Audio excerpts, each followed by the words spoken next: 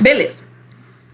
Então, o tema da nossa aula de hoje é a atmosfera 1, composição e estrutura. Então, a gente vai ver qual é a composição química da atmosfera, como ela se formou, do que ela é feita e quais são as camadas dela e qual a relação disso com a climatologia, como isso vai afetar a vida humana. Tá? Bom, a atmosfera é uma camada bem fina de gases que envolve a Terra. A gente viu na disciplina de astronomia que os planetas rochosos, eles têm uma atmosfera muito fininha.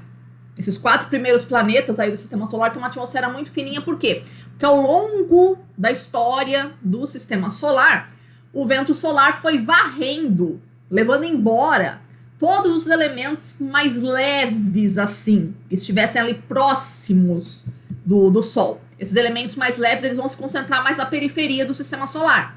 Por isso que a gente tem os planetas mais periféricos, eles são mais compostos de gás do que de rocha. Nós aqui mais próximos não, a gente é mais composto de rocha do que de gás. Então, no caso de Mercúrio, por exemplo, praticamente nem tem atmosfera. Então a gente tem que os planetas rochosos, eles têm atmosferas muito fininhas comparado com o raio dos seus planetas. Tá? Então, no caso da Terra, a Terra tem um raio equatorial de 6.378 quilômetros. 6.378. Tá?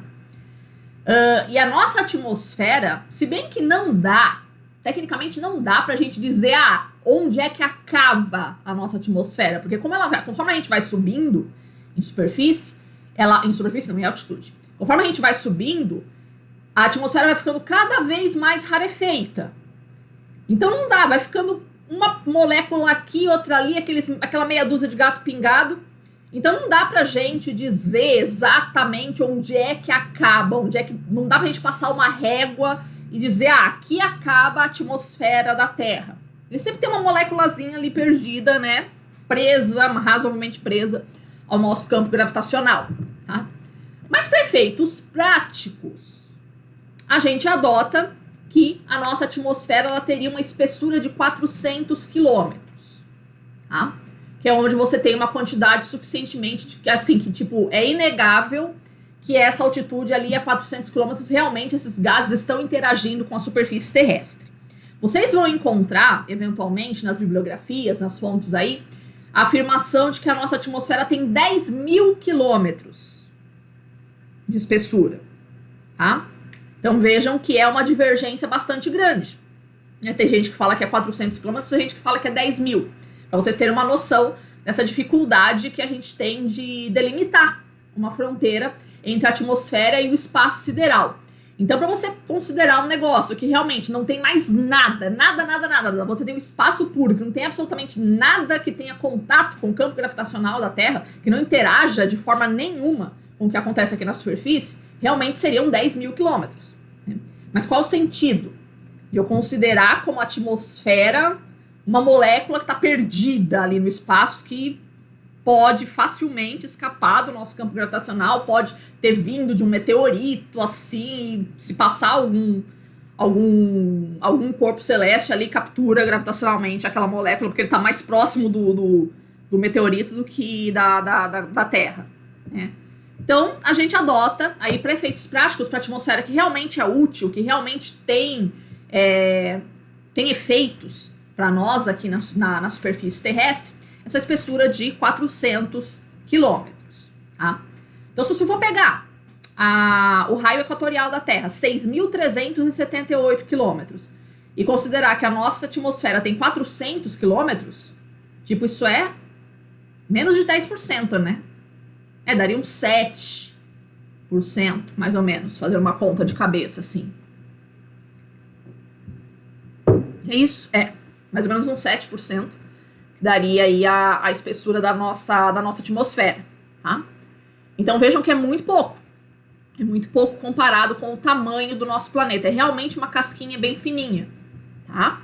Se você for fazer comparativamente, é mais fino do que seria a casca da laranja. Comparando o tamanho da Terra com uma laranja, tá? Então a gente costuma brincar que nós aqui em Florianópolis, a gente está mais perto do espaço sideral do que de Porto Alegre. E daqui para Porto Alegre tem mais do que 400 quilômetros.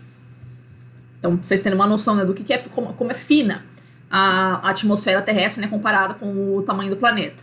Isso é importante a gente sublinhar, por quê? Porque a gente vai ver, na hora que a gente estiver vendo sobre circulação geral, os desenhos que se vê em livros didáticos, em livros de climatologia de maneira geral, sempre mostram ali as nuvens, né, os processos de circulação geral, como se elas fossem muito grandes em termos de altitude. Não, né? Comparado com o tamanho do planeta, todos os processos que vão acontecer na nossa atmosfera realmente têm uma dimensão muito pequena. Tá?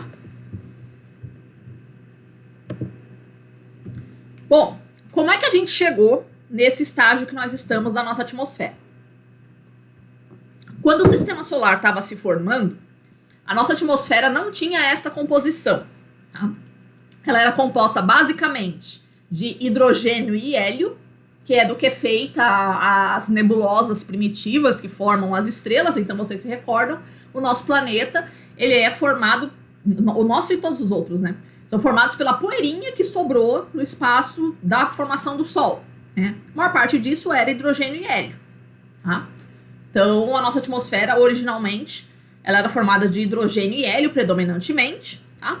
À medida em que o nosso planeta vai se solidificando, vai tendo uma crosta, vai tendo atividade tectônica, vai tendo vulcanismo, e através de choques também que a gente sofreu ao longo da nossa história, choques com cometas, com meteoritos, a gente vai ganhando outros elementos, tá?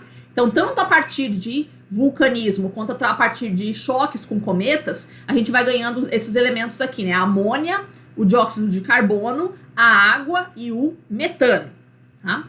Esse processo que os vulcões vão liberando os gases na atmosfera, ele é chamado de degaseamento ou degaseificação primitiva.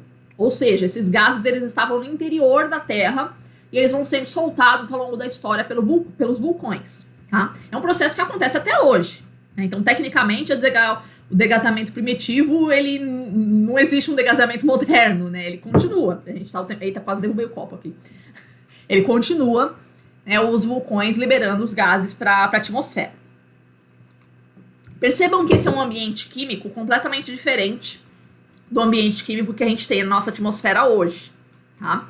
Vocês vão ver alguma coisa disso com a professora, com a tia Amanda, ou com a tia Thaisa, não sei qual é a tia que está dando geologia para vocês, né?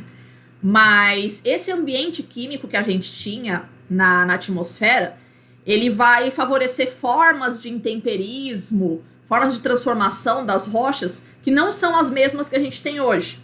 A atmosfera da Terra hoje ela tem muito oxigênio, então você tem a formação de várias rochas que são óxidos. Né? A gente não tem isso nas primeiras eras da Terra, até 600 milhões de anos atrás, né? Era mais ou menos essa a nossa composição da atmosfera. Tá? Então a gente disse que essa atmosfera ela era uma atmosfera redutora. Vocês se lembram das aulas de química na escola? Né? Vocês que foram bons alunos de química, vocês se recordam, né, o que significa ser uma substância redutora. Ela é doadora de elétrons. Né? Ela tem um caráter mais metálico. Parece mais, né, uma composição metálica essa atmosfera. Tá? Então ela não vai, né, se combinar tão bem assim, né, com os metais que estão na Terra, vamos dizer assim. Né? O oxigênio tem uma competência maior para isso. Tá? O que a gente quer dizer com tudo isso? Que os ciclos das rochas que a gente tinha, nesses primórdios da Terra, ele não vai acontecer mais. Né? Uma atmosfera que a gente tem com essa quantidade de oxigênio que a gente tem, né, já não é mais o mesmo ambiente químico. Tá? Bom, o que vai acontecendo nesse meio do caminho? À medida em que o nosso planeta vai esfriando, essa água que estava na atmosfera, ela vai se condensando e vai caindo sob a forma de chuva e de todos os outros fenômenos atmosféricos que envolvem a água e vai se depositando nas partes mais baixas, que vão ser os oceanos. Obviamente que a gente não teve sempre essa configuração de oceanos, mas ao longo da história do planeta sempre teve regiões do planeta que eram mais baixas e regiões que eram mais altas. As áreas mais baixas vão comportar toda essa água. Tá?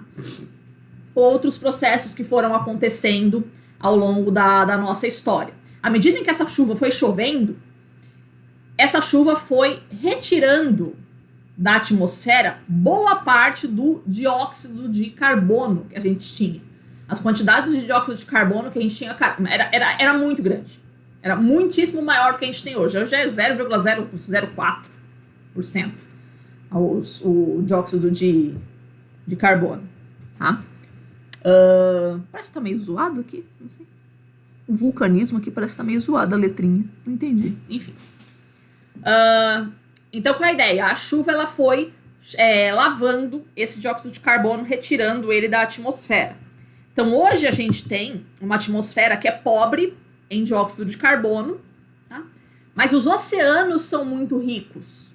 A maior parte do dióxido de carbono da Terra não está na atmosfera, está nos oceanos. Então, isso foi feito ao longo de continua até hoje, toda a história do planeta consistiu nisso. Toda vez que chove, o dióxido de carbono disponível na atmosfera, parte dele é removido e vai para os oceanos. Como os oceanos têm muita vida, tá? Isso não é de hoje, tá? Esse dióxido de carbono ele é aproveitado para as formas de vida existentes nos oceanos, para formar os ossinhos, as carapaças de todo mundo, toda a galera que mora nos oceanos.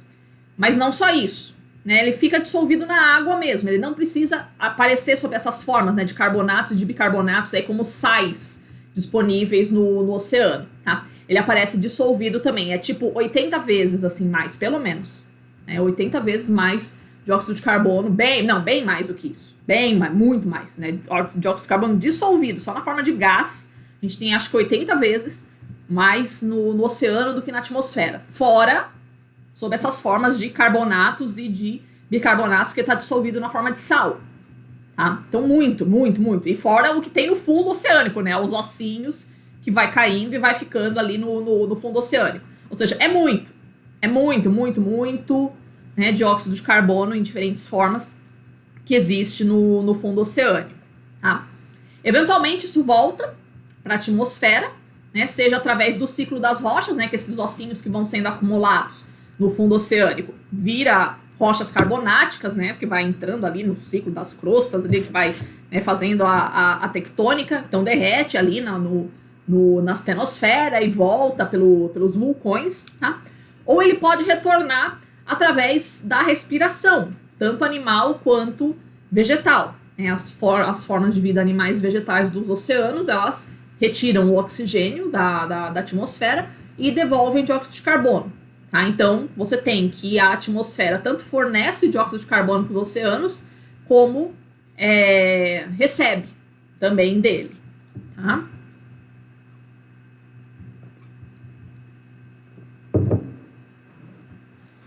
Originalmente, parece que a letra V, né, que tá toda... Eles estão deitando a minha letra V, cara, eu não tô acreditando nisso, olha isso. Caramba. Ah, não, aqui, algumas palavras não. O remove tá aqui com a letra V certinho. Acho que o V inicial que ele não... Não, o vegetal também. Eu não tô entendendo mais nada. Daniela, para com essa mania de querer entender o mundo, cara. Enfim, né? Originalmente, a nossa atmosfera ela não continha quantidades expressivas de oxigênio, tá? Consequentemente, ela também não continha ozônio, que o ozônio é um alótropo do oxigênio.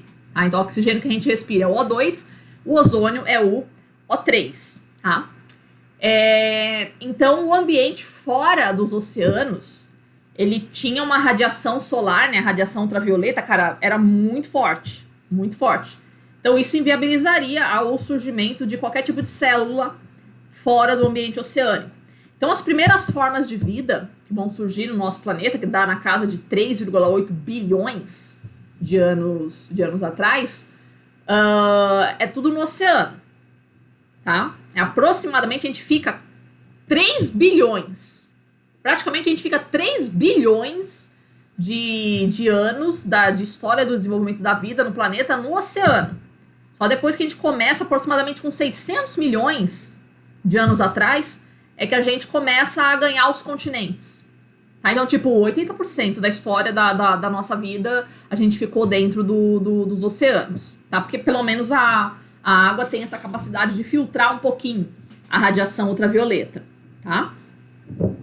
Mas esse surgimento da vida a gente vê com mais detalhe nas aulas de ecologia. Tá?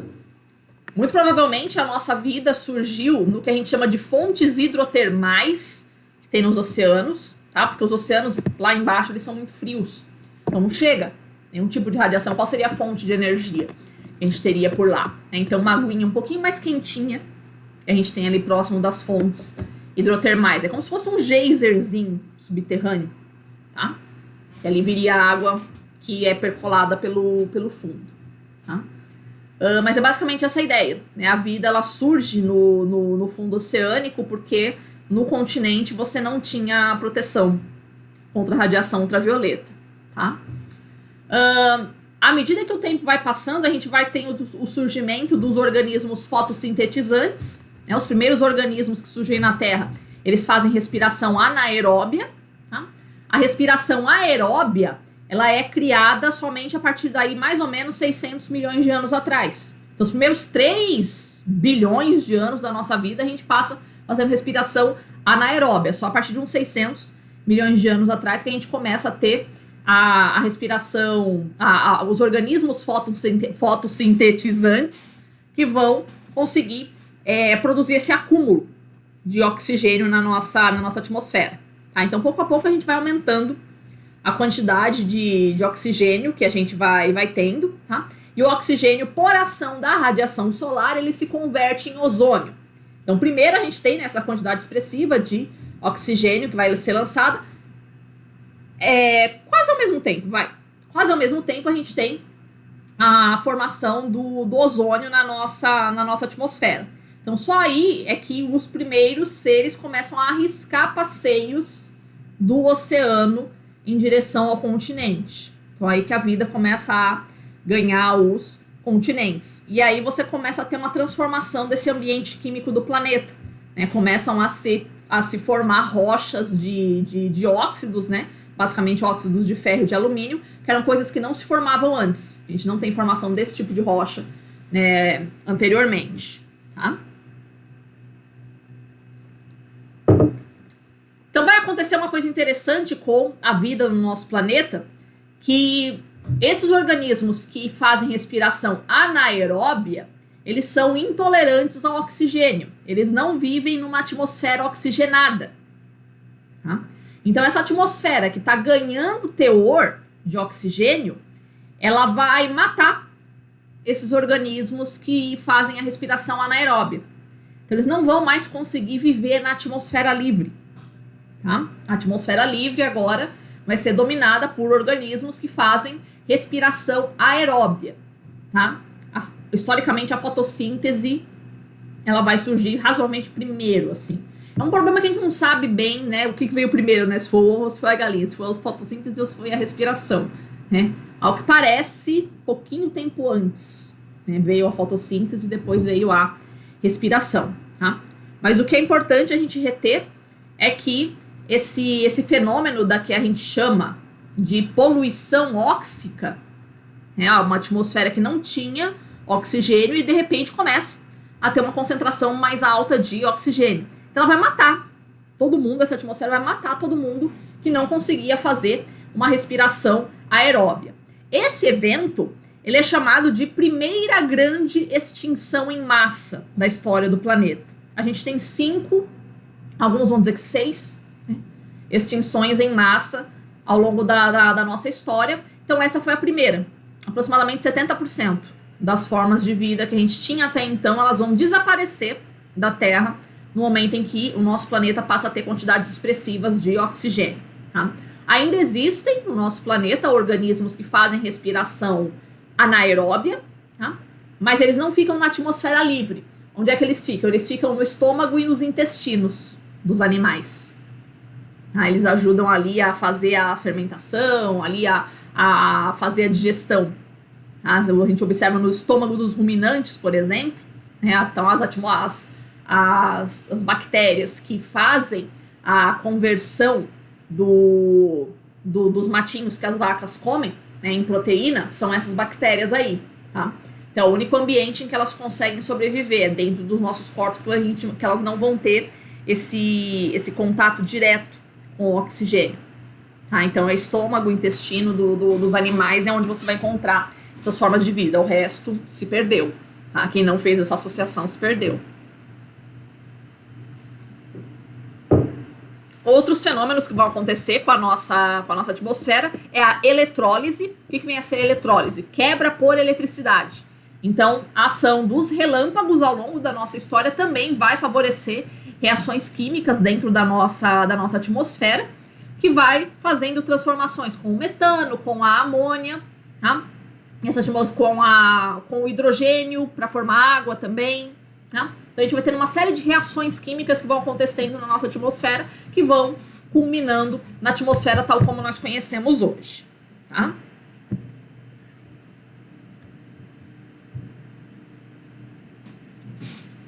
Em termos de composição dela com relação à altitude, tá? Ela varia, ela não tem, né, se você for lá para os 400 quilômetros de altitude da nossa atmosfera, não tem essa mesma composição respirável que nós temos aqui, né? Ela é diferente, tá? Então lá em cima da nossa atmosfera, a gente tem basicamente os elementos mais leves, que são o hidrogênio, o hélio, né, e nitrogênio e oxigênio, né, em estado atômico, ou seja, só um átomo isolado, então não é o oxigênio respirável, tá? Aqui embaixo a nossa atmosfera é basicamente nitrogênio e oxigênio, tá? Então tem uma variação, os gases mais pesados, eles ficam mais para baixo, os gases mais leves, eles ficam mais lá para cima, tá? Outra característica importante da atmosfera que a gente já percebeu, né, todos os seres humanos que já subiram alguma montanha já perceberam isso, é que o ar vai ficando cada vez mais rarefeito conforme aumenta a altitude. Tá? Por que isso? Porque eles estão presos à Terra pelo campo gravitacional. Então, quanto mais para baixo, né, quanto mais próximo do centro da Terra você está, maior é a sua gravidade. Né, a força de gravidade que a Terra exerce sobre esses gases. Tá? Então, a maior parte realmente se concentra aqui embaixo. Tá? E conforme você vai subindo, a montanha vai diminuindo. A quantidade de todos, não só do oxigênio, né? Todos os gases que tem na atmosfera. Tá? Então, a título de comparação, né, a gente fala que considerando essa atmosfera de 400 quilômetros de espessura, só pra gente ter uma ideia, os primeiros 30 quilômetros, cara, do centro até em Canasvieiras, tá? Os primeiros 30 quilômetros da nossa atmosfera tem 98% da nossa massa. Tá? 98% de toda a quantidade de matéria da atmosfera está nos primeiros 30 quilômetros. Então daí a gente vê, né? Se só 2% estão do 31 até o 400, o que teria com 10 mil quilômetros? Assim, tipo, nada, né? Então vamos ver aqui como é que isso funciona. Então nesse gráfico aqui, a gente tem a quantidade de ar que vai variando aí conforme a altitude, tá? Então aqui no zero a gente teria, né, aqui, onde é que a gente teria metade de todo o ar presente na nossa atmosfera, tá aqui, ó, antes de chegar em 10 quilômetros, tá? Vamos colocar aqui 6 mais ou menos, daria pelo gráfico aqui, né? Aproximadamente 6 quilômetros. Tem muita montanha na Terra que tem muito mais altitude do que isso. Tá? A gente teria metade do ar, né, presente na nossa atmosfera. Estaria aqui embaixo. Tá? Aproximadamente aqui em 16, 17 quilômetros de altitude, a gente teria 90% da nossa atmosfera.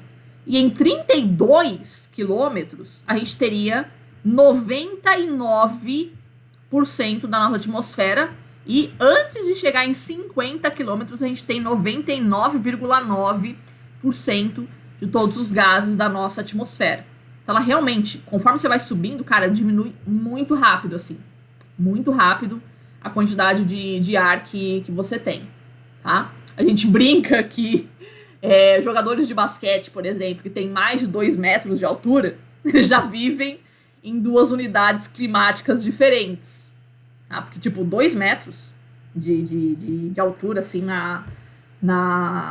em termos de atmosfera, sim, dá bastante diferença. Da pressão que eles sentem nos pés e a pressão que eles sentem na cabeça. Obviamente que o ser humano não sentiria essa diferença, mas tipo formiga, vamos imaginar.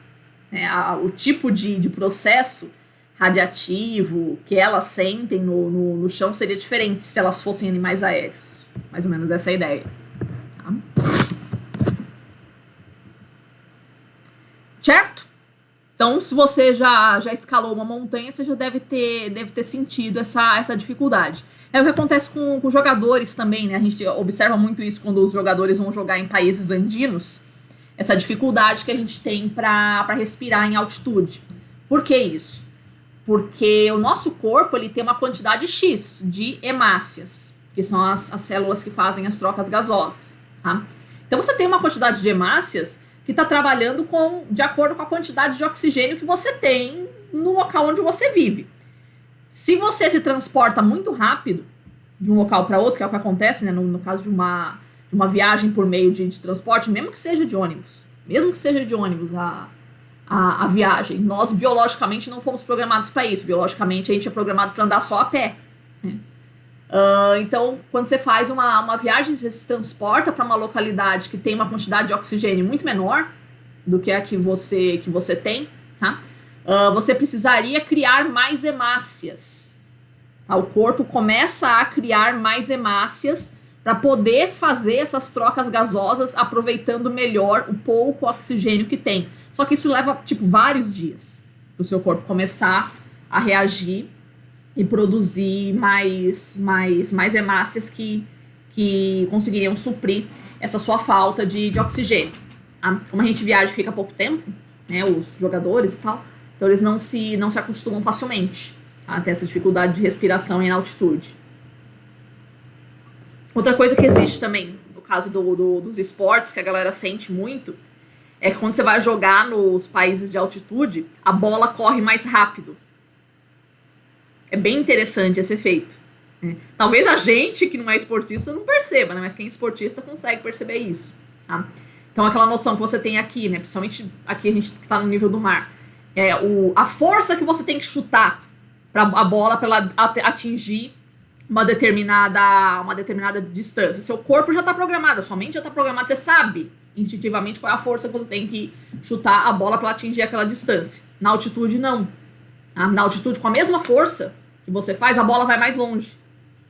Tá? Porque tem menos ar, ela consegue correr mais, né? Tem menos atrito. Então, essa é uma outra dificuldade que a gente enfrenta também para os esportes, qualquer tipo de atividade. É bem legal a gente ver esse efeito. Tá? Bom, em termos de composição química da nossa atmosfera, o que tem, né? Quais são os gases que estão disponíveis na nossa atmosfera?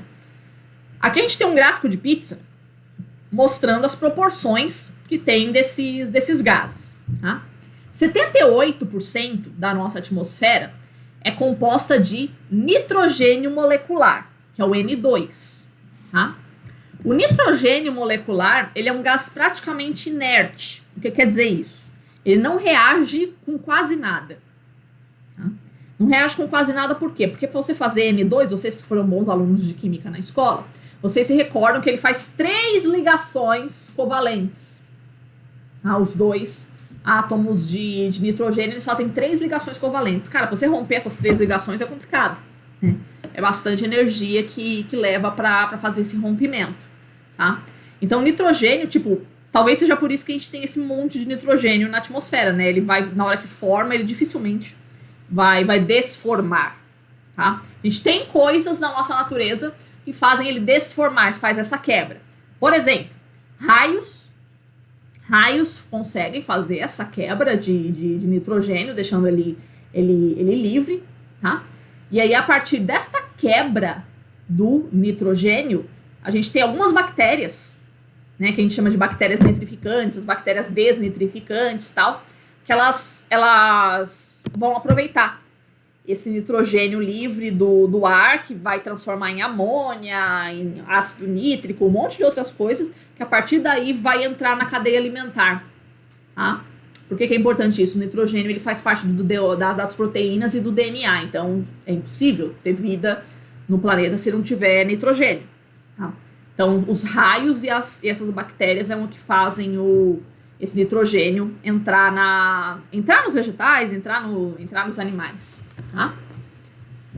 Segundo gás mais abundante da nossa atmosfera é o oxigênio, com 20,9, pode arredondar para 21 a concentração do oxigênio.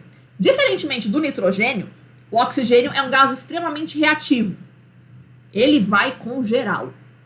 Nitrogênio vai com geral. O oxigênio. O nitrogênio não vai com ninguém. O oxigênio vai com geral. Tá? Então ele é utilizado aí.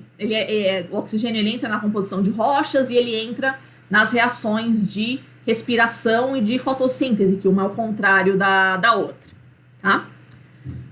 Então, por exemplo, quando a gente está falando de pesquisa de vida em outros planetas, é a primeira coisa. A primeira não, né? É uma das coisas que a gente tem que avaliar é a composição atmosférica do planeta. Tá? A vida, pelo menos tal como a gente conhece, ela necessita desse tipo de composição da atmosfera.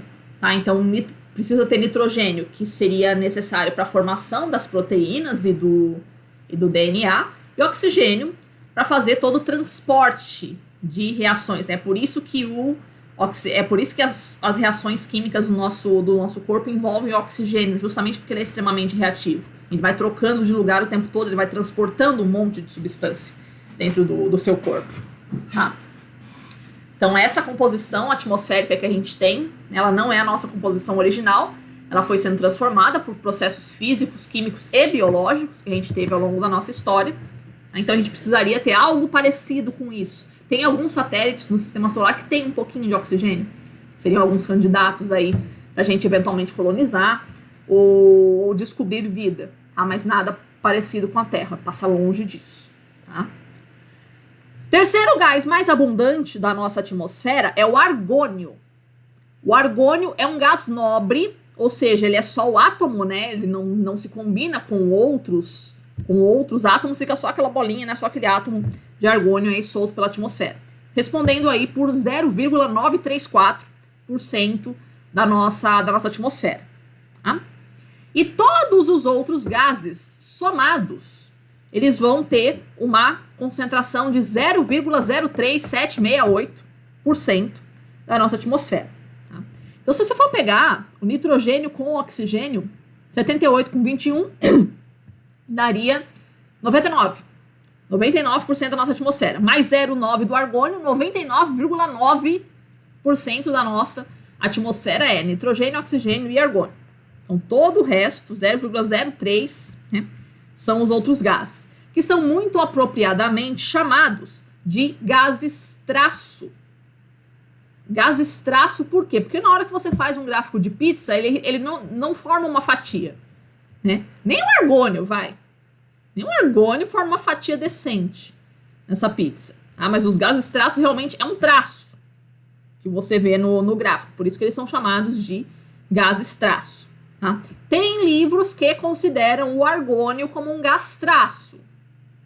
Tá? Então existe uma discordância aí nas bibliografias. Tá? Alguns vão considerar que sim, alguns vão considerar que não. Mas ok. Desses gases que são efetivamente, que não há discordância que eles são os gases traço, o mais frequente é o dióxido de carbono. Tá? O dióxido de carbono, aqui está desatualizado esse valor, ele está respondendo por 0,04. Aqui está 0,035, então seria 0,040 atualmente. Tá? E os outros gases, que seriam o neônio, o hélio, que é, cara, aí já é inexpressivo, né, cara? Neônio, hélio, metano, criptônio e hidrogênio. Tá? Esses são os gases traço que a gente tem na nossa atmosfera.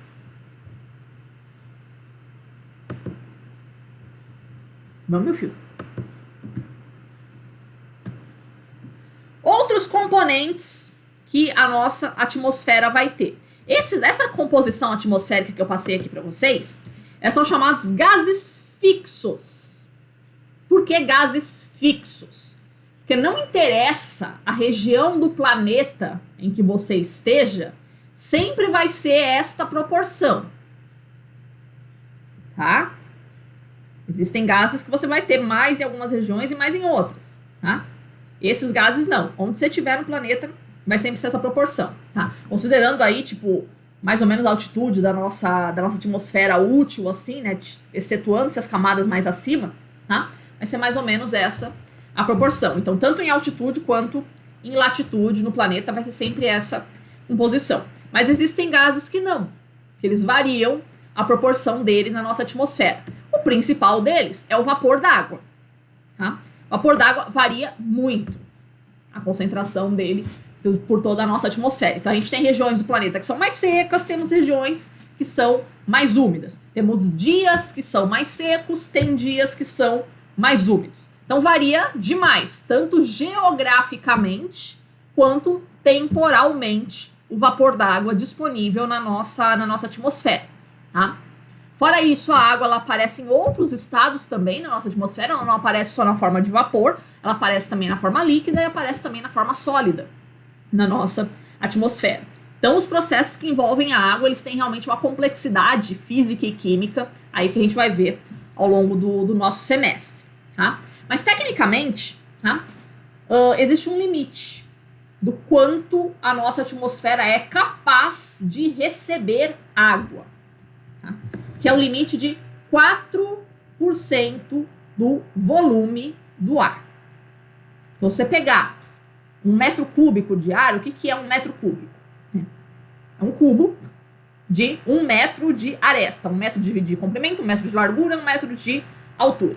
Isso é 1 metro cúbico de ar, tá?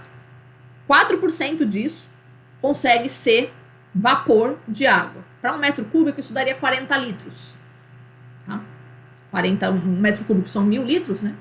Então, até 4%, 40 litros, né, de vapor, não de água líquida, de vapor, a gente conseguiria ter nessa parcela de ar. Tá? Então, varia de 0 a 4.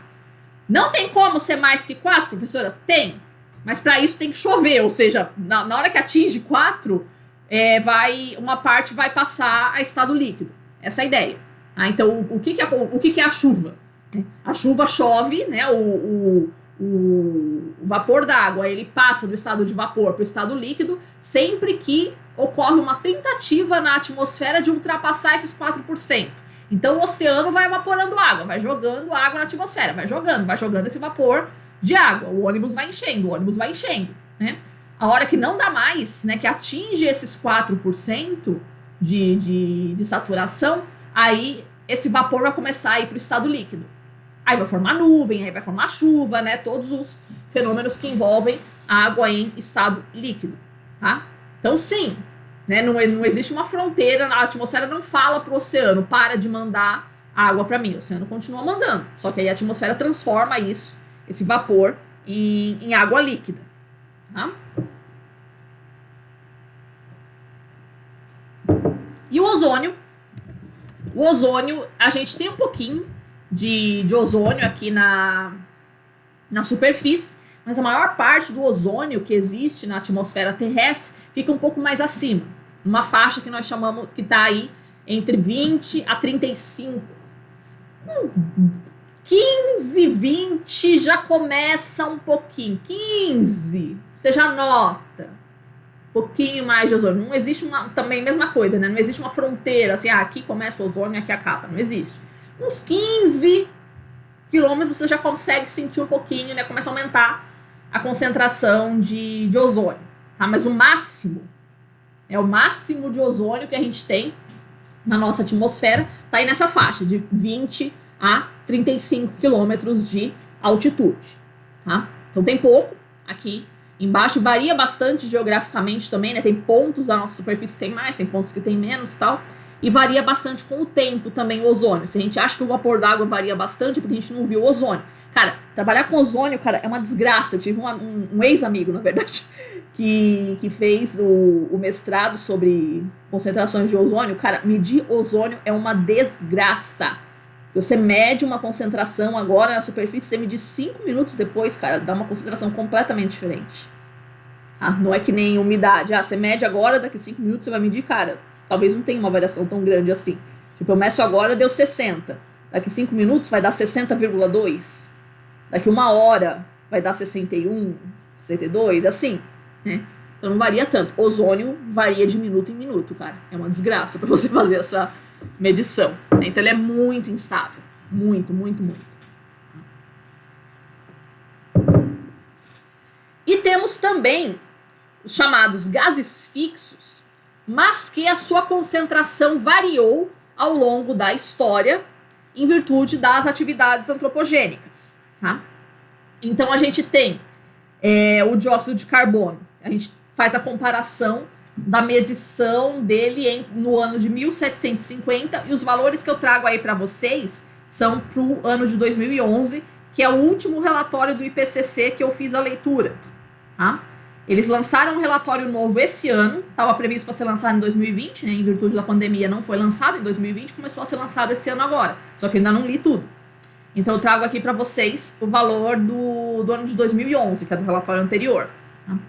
Então o dióxido de carbono, as concentrações de dióxido de carbono, elas saem no ano de 1750, que nós chamamos de período pré-industrial, que era 278 partes por milhão. O que significa isso? Que de cada 1 milhão de moléculas na nossa atmosfera, 278 eram dióxido de carbono. O que equivaleria a gente ter aqui uma concentração de 0,0278. Tá? Então a gente sai da concentração de 278 partes por milhão para 390. Hoje já está em 400, 410. Tá? Partes por milhão. Tá? O metano. O dióxido de carbono, de onde é que ele vem? Né? É basicamente de desmatamento e de queima de combustíveis fósseis. Essa seria a contribuição antropogênica. Tá? Em termos naturais, qual seria a fonte de dióxido de carbono para a atmosfera? Os oceanos, como a gente falou. Tá? Então, os oceanos eles têm essa capacidade muito grande de mandar dióxido de carbono para a atmosfera. Quando que ele faz isso? Quando a água se aquece. Águas quentes dos oceanos elas vão liberar dióxido de carbono para a atmosfera. Você já sabia que isso acontece, você só não sabia que tinha esse nome, né? Essa transferência aí de dióxido de carbono para a atmosfera. Todo mundo já esqueceu o copo de refrigerante ou de cerveja, depende do teor alcoólico de vocês, mas todo mundo já deixou ali em cima da mesa e esqueceu. Aí você volta algumas horas depois, o que acontece com ele? Fica completamente sem gás. Horroroso para beber. O que é isso? O gás que compõe a cerveja e o refrigerante é dióxido de carbono. Então, quando você deixa ele em cima da mesa, ele se aquece e fica aberto ali no copo. Tá? E aí, se aquecendo, vocês que foram bons alunos de química na escola, vocês se recordam que a solubilidade dos gases é inversamente proporcional à temperatura da água. Ou seja, quando a água se aquece, ela perde capacidade de reter gases dentro dela.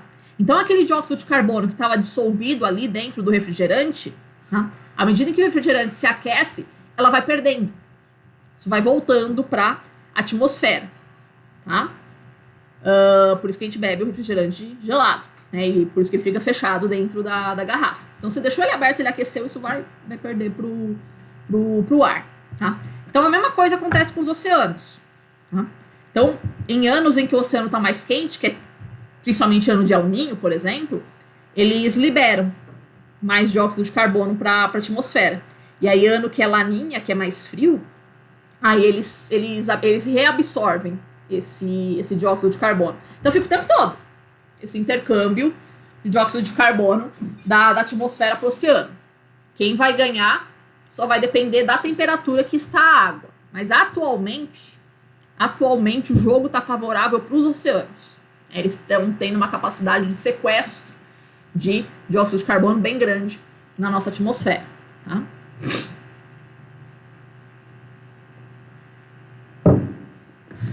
O metano. metano é um gás que é produzido no estômago e intestino dos ruminantes, tá? De todo mundo. Todo mundo tem essas bactérias aí que vai fermentando no nosso estômago e no intestino, a gente vai produzindo metano. Mas principalmente os ruminantes. E quem são os ruminantes, professora? É vaca, burro, zebra, girafa, todos esses bichão aí grandão, né?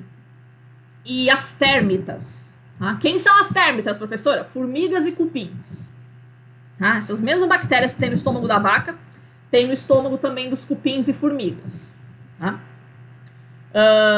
O metano, a gente tinha, na era pré-industrial, uma concentração de 722 partes por bilhão, ou seja, de cada 1 bilhão de moléculas da atmosfera, 722 era metano, a gente passa para 1803.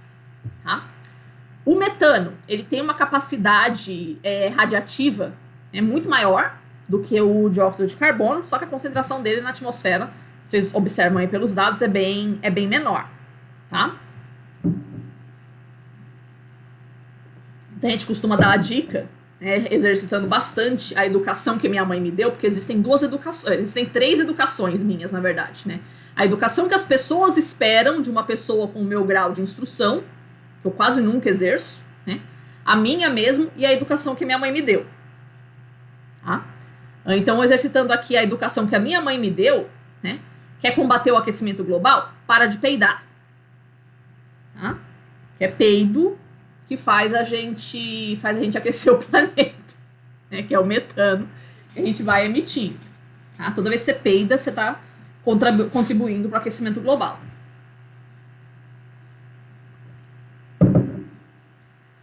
Temos também o óxido nitroso, que ele sai da era pré-industrial de 271 partes por bilhão para 324 partes por bilhão. O óxido nitroso, ele é presente na nossa atmosfera naturalmente via relâmpagos, né? Os relâmpagos, eles vão fazer essa combinação do nitrogênio com oxigênio. E as fontes antropogênicas do óxido nitroso são principalmente os fertilizantes. O emprego de fertilizantes na Terra vai contribuir para a formação desse gás. Tá? E por fim, nós temos também na nossa atmosfera os clorofluorcarbonos, tá?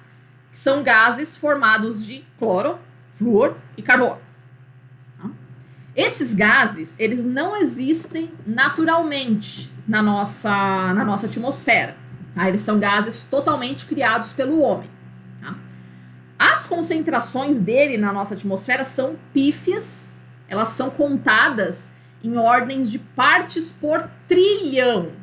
Então, o dióxido de carbono a gente conta em partes por milhão, o metano e óxido nitroso a gente conta em partes por bilhão, bem menos, né? E os clorofluorcarbonos a gente conta em partes por trilhão. E mesmo assim, alguns deles não chegam a dar 1 parte por trilhão na concentração da nossa atmosfera. Existem dezenas de tipos de clorofluorcarbonos, tá? De hidrofluorcarbonos também, compostos perfluoretados. Cara, é uma variedade que a gente coloca tudo nesse saco de gatos, que a gente chama de clorofluorcarbonos. Tá? Esses gases, eles são usados em sistemas de refrigeração. Tá? Então é na geladeira, no ar-condicionado, no desodorante. Tá? Eles foram bastante usados até a década de 70. Né? Então, ao começo, os primeiros 3/4 do século XX foi a explosão do uso dos clorofluorcarbonos. Tá? Na aula que vem, a gente vai falar sobre a ozonosfera e a gente vai ver qual foi o problema que envolveu os clorofluorcarbonos. Tá? Mas, tecnicamente, eles não são mais utilizados. Tá? Isso a gente vai ver na próxima aula, quando a gente falar de ozônio. Certo até aqui? Então, são esses os gases, essa é a composição química da nossa atmosfera. Aqui a gente tem um gráfico mostrando as variações na concentração de dióxido de carbono medidas na nossa atmosfera. A gente começou a medir as concentrações atmosféricas de dióxido de carbono de maneira direta em 1958, tá? Que foi o Ano Geofísico Internacional. Vocês devem se lembrar disso. Tia Amanda deve ter falado alguma coisa a esse respeito para vocês. Tá? Então, em 1958, a gente instala um observatório de dióxido de carbono em Mauna Loa, que é uma ilha que fica lá no Havaí. Qual era a ideia? Então, o Havaí tá, tipo, no meio do nada, ali no Pacífico. Então, a ideia que se teve no momento de começar a fazer essa medição do dióxido de carbono foi que justamente você colocasse ali no meio do nada, no meio do oceano, para não ter nenhum tipo de interferência de cidades, whatever, né, que pudesse interferir ali nos dados, tá? Só que, tipo assim, a estação fica praticamente dentro de um vulcão. Tipo, um vulcão. Vulcão espelha o quê? Gases, né? Ok. Então, o que a gente observa, né, em termos de concentração atmosférica do dióxido de carbono, aí desde 1958. A gente observa um crescimento contínuo, tá? Aproximadamente no mesmo ritmo sempre. Só que, anualmente, a gente tem uma variação. A gente informalmente chama essa curva, né? A gente chama de curva de Keeling porque foi Charles Keeling, o cientista que instalou esse observatório. Tá? A gente observa anualmente uma variação. Você vê que ela vai fazendo esse sobe e desce assim. Tá? Então, informalmente, a gente chama essa curva de cobrinha. Tá? Por causa desse sobe e desce que ela faz. Por que ela faz esse sobe e desce todo ano? Porque o dióxido de carbono, o aumento ou diminuição, whatever, que tem na nossa atmosfera, ele depende dos ciclos das estações do ano. Por quê? Porque quando você tem primavera, verão, né, é a época que as plantas crescem, então as plantas vão fazer mais fotossíntese, elas vão sequestrar o dióxido de carbono da atmosfera. Então ele diminui a concentração. Percebe? Tá? E aí quando você tem o outono e inverno, as folhas caem, elas se decompõem, as plantas fazem menos fotossíntese, então eu tenho uma devolutiva desse dióxido de carbono para a atmosfera. Tá? E aí você tem esse aumento. E esse padrão se repete todos os anos. Ô, professora, mas quando é primavera e verão num hemisfério, é outono e inverno no outro. Então acabaria compensando. Né? Um hemisfério acabaria compensando o outro. Não. Não por quê? Né? A maior parte da cobertura vegetal do planeta está no hemisfério norte. Tá? Pelo simples fato de que o hemisfério norte ele tem mais terra do que o hemisfério sul. Tá? E mesmo ecossistemas preservados, as florestas russas e canadenses, por exemplo, né, são ecossistemas muito maiores do que os ecossistemas que a gente tem no hemisfério sul. Tá? Então, quem manda nessa curva aqui, nesse sobe e desce dessa curva, é o hemisfério norte. Tá? Então, você vai observar uma subida da curva quando for primavera e verão do hemisfério norte. Quando for outono e inverno do hemisfério norte, você vai observar uma descida. Aí esse padrão se repetindo todos os anos. Tá? Ok? Bom, o que mais que a nossa atmosfera tem? A nossa atmosfera tem também os aerossóis. O que são aerossóis? Definimos como aerossol qualquer partícula em estado líquido ou estado sólido em suspensão na atmosfera. Tá? Este copo não é um aerossol, tá? Por quê? Porque ele não está em suspensão na atmosfera, ele não está voando, não está flutuando, tá? Mas qualquer coisa, tecnicamente, que é sólida, né, ou líquida, que está voando, flutuando livremente na atmosfera, nós podemos chamar de aerossol.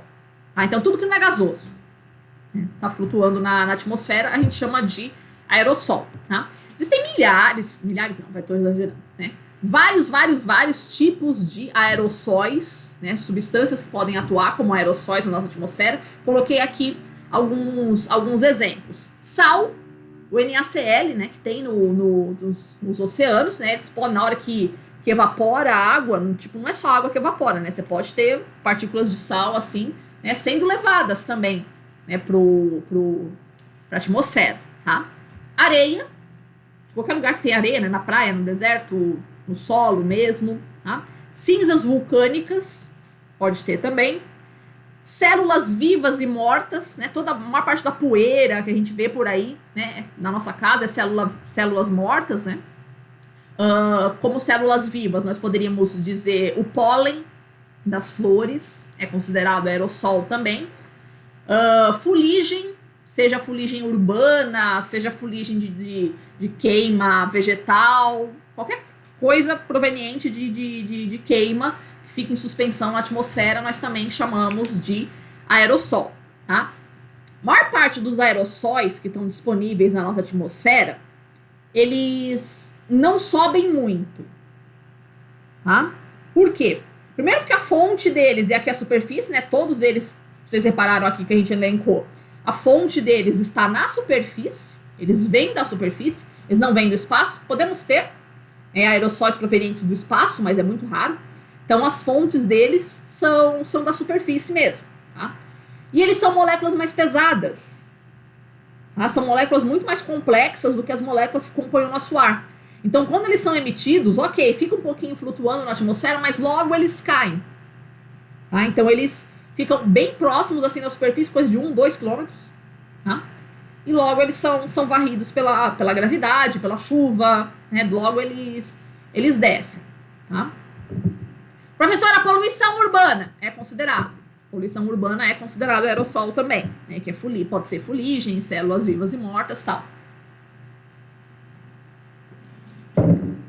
Em relação aos efeitos dele sobre a atmosfera, eles atuam como núcleos de condensação. O que são núcleos de condensação? A gente vai ver isso daqui a umas 2 aulas. Não, na próxima, na outra, na semana que vem. Tá? O que é núcleo de condensação? É basicamente, pegando em linhas gerais, assim, é o que vai ajudar a formar as nuvens. Tá? Quando a gente fala de ciclo da água, assim, na natureza, fala, a água ela evapora, sobe lá, fica mais frio ali em cima e ela passa para o estado líquido. Não é simples assim a coisa. Tá? É necessário que exista uma atração elétrica, alguma coisa assim, né, entre alguns componentes da atmosfera para poder formar as gotas. Tá? A gente vai ver isso na semana que vem. Então, isso são núcleos de condensação. São substâncias que podem existir na atmosfera que facilitam a formação das gotas. Tá? Que vai formar a nuvem, vai formar a chuva. Tá?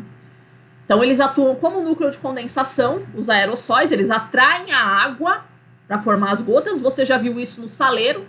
Você deve ter percebido, né? O saleiro, quando está em dia úmido, ele é um saco para você tirar o sal do saleiro quando está úmido, né? Então, é isso que significa, né, ser núcleo de condensação. Ele atrai a água, ele gruda tudo, fica todo grumento, né, com a umidade, tá? E os aerossóis, eles também apresentam diferentes propriedades ópticas. Tá? O que são propriedades ópticas? A maneira como eles interagem com a luz, com a energia, de maneira geral, que está no ambiente. Né? Então, alguns absorvem energia, outros refletem. Isso varia muito com a composição deles, varia muito com o tamanho, é uma loucura pra gente tentar entender, tá? Mas é importante que vocês saibam isso, eles interagem com energia, tanto a energia do Sol, quanto a energia emitida da Terra, tá? Ou seja, eles podem tanto funcionar no sentido de aquecimento do planeta, quanto no sentido de resfriamento. Depende da composição dele, do tamanho, da estrutura química. Isso varia demais, tá? No cômputo geral, né, a maior parte dos aerossóis, em termos de quantidade também, que a gente produz na nossa atmosfera, atuam no sentido de resfriamento. A maior parte deles são refletores de energia. Tá? Então, quando a gente vê um aumento da concentração de aerossóis na nossa atmosfera, a gente teria uma tendência de resfriamento do planeta. Tá? A gente vai ver isso em algumas aulas. Tá? E, obviamente, né, que varia bastante, tanto geograficamente quanto temporalmente, as concentrações desses vários tipos de aerossóis na nossa atmosfera. O entendimento deles, o enfoque em pesquisa de aerossóis na nossa atmosfera, ele começa basicamente na década de 90. Isso é muito recente. Tá? Então, a gente tem ainda bastante dúvida sobre o funcionamento dos aerossóis na nossa atmosfera. Certo? Tá. Eita, ficou bem zicado aqui as letrinhas. Bom, enfim. A gente pode utilizar diferentes critérios para dividir a nossa atmosfera em diferentes camadas. Tá? Vocês vão ver nos livros, você fala, mas falava, quando eu estava na escola, falava dessa tal camada, cadê que não fala dessa camada aqui nesse livro? Depende do critério que a gente está utilizando. No caso da climatologia, a gente está muito mais preocupado com a divisão da atmosfera pela sua temperatura. Tá? Mas a gente pode dividir a atmosfera também em relação à sua composição química e em relação às suas propriedades elétricas. Tá? Então, falando em relação, por exemplo, ao que não nos interessa, vamos dizer assim. Em relação à composição química, a gente divide a atmosfera em duas grandes camadas, que a gente chama de homosfera e heterosfera. O que significa isso? Homosfera é a faixa que vai até 80 quilômetros de altitude, que é a faixa que vai ter essa composição atmosférica aqui. Tá? Essa proporção. Então, até 80 quilômetros você vai encontrar esse tipo de gás, essa proporção dos gases na nossa atmosfera. Passou disso, você vai observar uma proporção maior de hidrogênio e de hélio e de oxigênio atômico. Tá? Você não vai mais encontrar exatamente aquela proporção lá. Você vai ter os elementos mais leves, né? Os elementos mais leves que vão ficar mais para cima disso, acima dos 80 quilômetros. Tá? Em relação às propriedades elétricas da nossa atmosfera, existe uma camada que nós chamamos de ionosfera, que é a região toda acima de 60 quilômetros da nossa atmosfera. Em relação às propriedades elétricas, a gente não classifica nada para baixo, só para cima, né, acima dos 60 quilômetros. Que vem a ser a ionosfera. A ionosfera é toda uma parte da nossa atmosfera que já é bastante rarefeita, né? A gente tinha visto que 50 quilômetros a gente já tem 99,9% da nossa atmosfera, então 60 não tem mais nada. Né?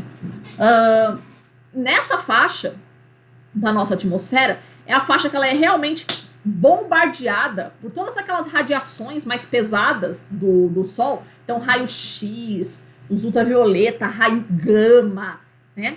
Uma porrada de raios da nossa atmosfera, que seriam, obviamente, extremamente nocivos para a vida no planeta, mas que na hora que eles batem nessas primeiras moléculas que tem na nossa atmosfera, eles destroem essas moléculas. Tá? Por isso que a gente vê, por exemplo, né, oxigênio, nitrogênio atômico e não molecular ali nessa camada. Tá? Então eles destroem essas moléculas, eles destroem esses átomos. Tá? E aí você vai ter partículas deles soltas pela atmosfera.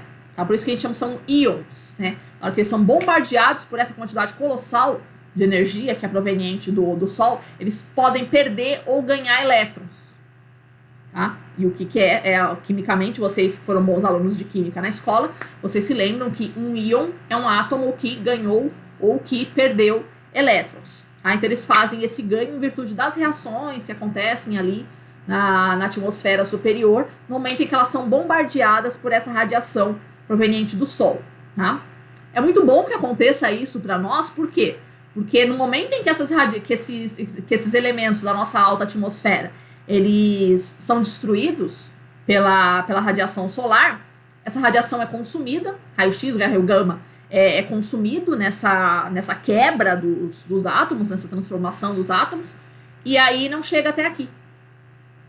Tá? Então um escudo protetor para facilitar a vida na Terra também.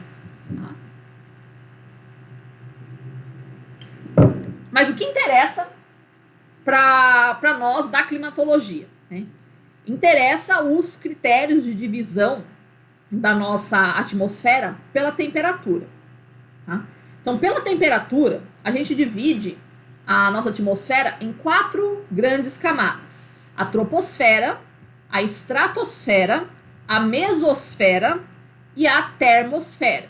Coloquei aqui uma 5ª camada, que seria a exosfera, que seria essa região ali acima dos 400 quilômetros, tá?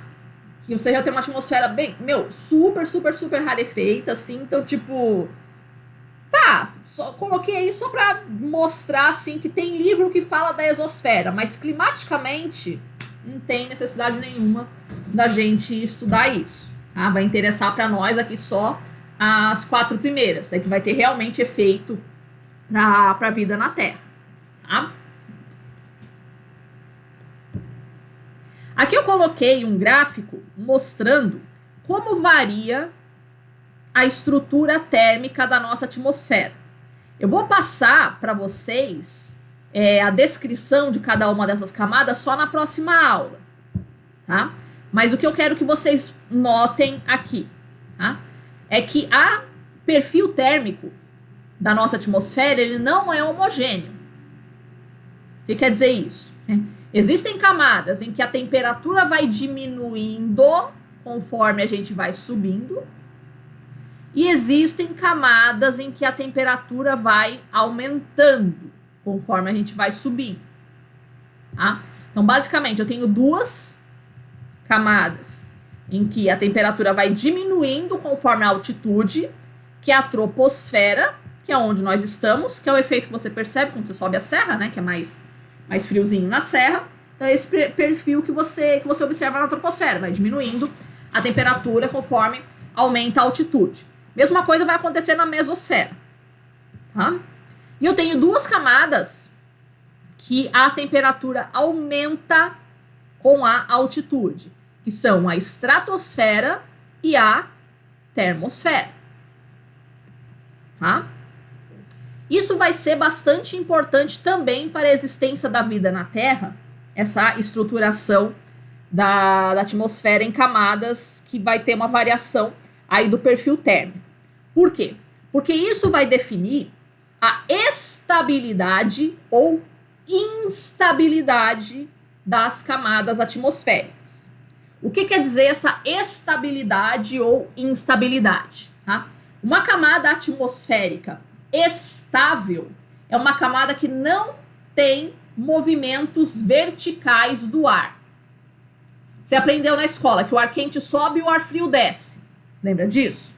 Tá?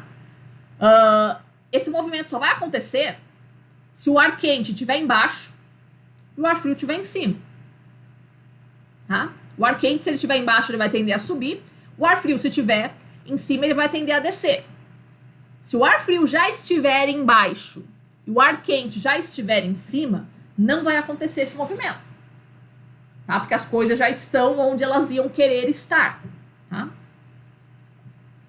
Então, se você for observar as camadas da nossa atmosfera, você vai ver que existem camadas em que o ar quente está embaixo e o ar frio está em cima. Mas existem camadas em que o ar quente está embaixo, o ar frio está embaixo e o ar quente está em cima. Então, tem camada que eu tenho movimento vertical e tem camada que eu não tenho. Percebe? Tá? Então, onde é que eu vou ter movimento vertical? Na camada em que eu tiver quente embaixo e frio em cima. Esta camada em que o quente está embaixo e o frio está em cima é dita camada termicamente instável, porque vão ocorrer os movimentos verticais do ar. Uma camada em que o ar frio está embaixo e o ar quente está em cima é dita uma camada termicamente estável, porque nela não ocorrem movimentos verticais do ar. E qual que é a importância de ocorrer ou não ocorrer movimentos verticais? Simples. Lembra, se o ar quente sobe e o ar frio desce, é isso que forma as nuvens, por exemplo. Tá? Fazer a água subir dos oceanos em direção à nossa atmosfera. Tá? Então, quando é que eu vou ter formação de nuvens? Em uma atmosfera que esteja instável. Perceberam? Que o ar quente vai subir. Então, uma camada que seja termicamente instável, eu tenho formação de nuvens, né? Eu tenho vento e todos os fenômenos meteorológicos que você conseguir imaginar, tá? Então, todos os fenômenos meteorológicos que nós conhecemos, assim, né, eles dependem dessa instabilidade da atmosfera, tá? Se uma camada atmosférica estiver estável, esses movimentos não vão ocorrer. Então, não vai ter nuvem, não vai ter vento, não vai ter chuva, não vai ter nada. Tá? Então, só dando uma palhinha do que a gente vai ver na próxima aula, o que a gente observa é que a troposfera, ela é uma camada instável, porque nela o ar quente está embaixo e o ar frio está em cima. E a estratosfera é uma camada estável, tá? Porque nela o ar frio está embaixo e o ar quente está em cima. Isso é absolutamente fundamental para a existência de vida na Terra. Tá? Por quê? Pensa. Se toda a nossa atmosfera fosse instável, se fosse um perfil contínuo, né? Conforme a gente vai subindo em altitude, não tivesse nenhuma camada estável aqui. Tá? Toda a nossa atmosfera fosse instável. Então, a temperatura fosse continuamente diminuindo conforme a gente vai subindo em altitude. O que aconteceria? Você teria, por exemplo, pensa o tamanho que as nuvens conseguiriam chegar. Se você viajou de avião já deve ter visto que a gente passa muito tempo, né, acima das nuvens, ou seja, as nuvens elas não alcançam, a maior parte das nuvens não alcançam uma altitude muito expressiva na nossa atmosfera. Se a nossa atmosfera fosse toda instável, a gente teria nuvem de 400 quilômetros de altitude. Se uma de 12 já faz um estrago nas nossas cidades, penso que faria uma nuvem de 400 quilômetros de altitude. Tá? Então, a gente teria tempestades assim muito, muito homéricas na nossa atmosfera. Mas isso não é o pior. Tá? O que aconteceria se a gente tivesse se toda a nossa atmosfera ela fosse instável, né? Pensa, na hora que formasse a nuvem, ela não ficaria restrita aqui, ela ia, até lá em cima, né? Uma nuvem de 400 quilômetros de altitude. E, seguramente, boa parte dessa água da nuvem ia ser perdida para o espaço. Na hora que ela entrasse em contato aqui com a fronteira, né, da nossa atmosfera, ia se perder uma parte dessa água para o espaço. Ao longo do tempo, não ia ter mais água no planeta. Tá? Então, felizmente, a gente não tem esse perfil de atmosfera. Tá? Felizmente, a gente tem a troposfera, que é o local onde ocorrem os fenômenos meteorológicos aí, né? Ela é bem fininha. Tá? E ela é envolvida por uma outra camada que é estável, que é a estratosfera. Então, não interessa qual o fenômeno... Não interessa, mas é muito pouco. Tá? Não interessa qual o fenômeno meteorológico que aconteça. Ele vai subindo até esse limite aqui da troposfera. Na hora que ele bate no limite aqui da troposfera, a estratosfera vira para ele e fala, não vai subir ninguém. Não vai subir ninguém, vai ficar todo mundo quietinho aí. Não vai subir ninguém. Tá? A estratosfera não deixa a água, o oxigênio e tal subir mais do que isso. Tá? Então isso garante que a maior parte da água do nosso planeta permaneça aqui na superfície, ou todos os outros gases que a gente tem aqui permaneçam próximos da nossa superfície. Tá? Sempre tem alguma coisinha que escapa. A gente vai ver na próxima aula que a gente tem sal, por exemplo.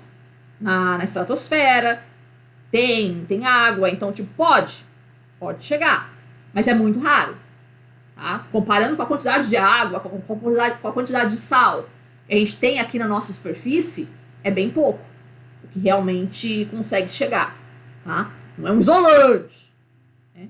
Mas dificulta bastante a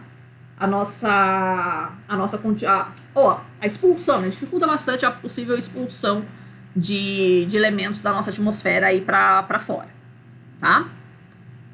Tranquilo até aqui, crianças? Fechou? Eu vou encerrar por aqui hoje, então, porque aí a próxima aula, se eu for entrar agora para explicar as camadas atmosféricas, eu não consigo concluir para hoje, tá? Fechou? Alguma questão, crianças, para a aula de hoje? Não?